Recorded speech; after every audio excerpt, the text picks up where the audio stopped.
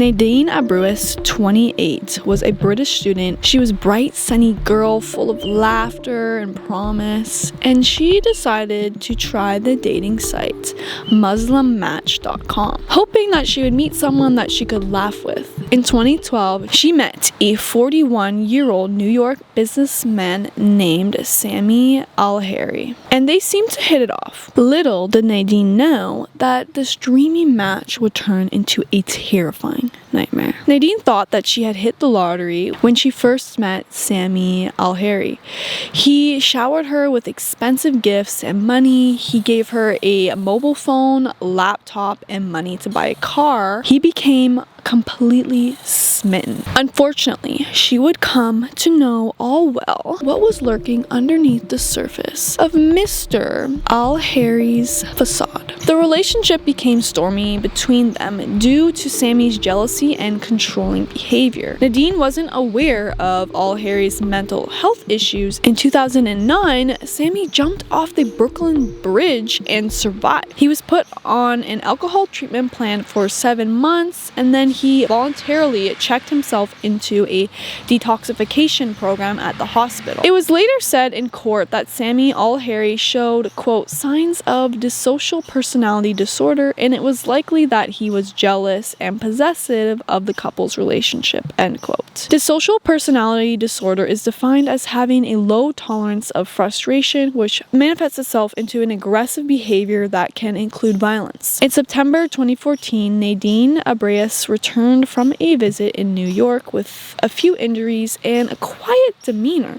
She went to the police and informed them that Sammy Alharry had SA'd her. She claimed he tried to strangle her and had threatened to send her parents topless pictures that he had taken of her in order to try and control her.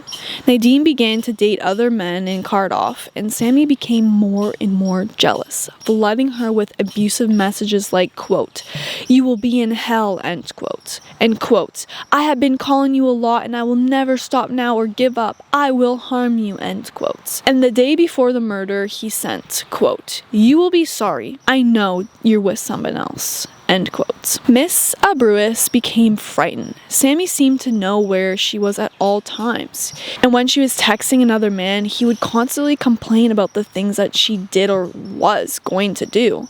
Unbeknownst to Nadine, Sammy had put spyware on her phone so he could stalk her. Spyware can include things on your phone like photos, files, contacts, texts, and location. He knew every aspect of her life. And in December 2014, Nadine Abruis met a mature student named Daniel Baton, 36, at a coffee shop. They started texting and calling each other soon, and their friendship began to blossom. They had the chance to go on one date, and the second date was planned but never happened. You see, as Nadine was making plans to go to the movies with Daniel, Sammy decided that he had enough of her seeing other men. As the couple were making arrangements to meet up on their second date, Sammy was making arrangements to fly to the Heathrow airport to see Nadine. Nadine picked him up from the airport on December 27th, canceling her date, explaining that, quote, an ex-boyfriend made things a bit complicated, end quote. You're probably wondering why in the world she would do this, but I think that she was afraid of him and she didn't want to inflame the situation. On December 30th in 2014, Nadine Abruis went to see Sammy Alharry at the Future Inn hotel where he was staying, presumably to return his passport. He had a bottle of gin and 12 shots of tequila, which fueled his dissocial personality disorder and didn't really help with his jealousy. Sammy was then seen on video leaving the hotel after 3 a.m. on December 31st. Nadine's body was discovered at 12:20 p.m. New Year's Day by the deputy manager.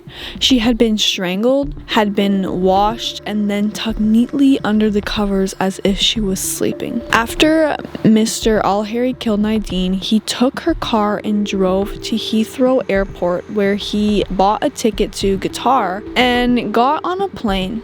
He was found and arrested in 2015 in Tanzania and brought back to Wales to face trial. At first, Sammy claimed he killed Nadine because the voice of God told him to, but that didn't really pan out. So then he told the police that Nadine had committed suicide because of her life was terrible. There was a note found that said, quote, "Sorry we came to an end, I love you," end quote. This, of course, was quickly ruled out as a forgery, and on the second day of the trial, Mr. Alharry changed his plea to guilty of murder. Judge Nicola Davis told Sammy that the killing was, quote, "prompted by jealousy and anger," end quote, and was not premeditated. She sentenced him to life with no chance of parole until after he had served 17 years.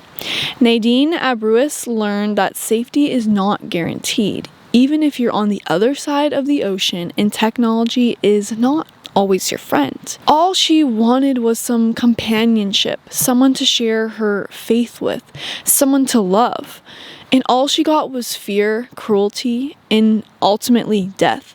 How safe will you feel the next time that you meet someone new? Justice has been done for Nadine. The right verdict has been returned.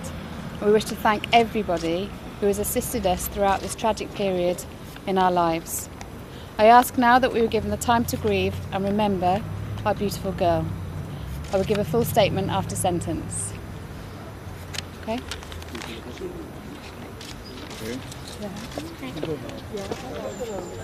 As always, our hearts and thoughts go out to the victim and her family. Again, another awful case. So frustrating. If you like videos like this, make sure you like and subscribe. Until next time, adios.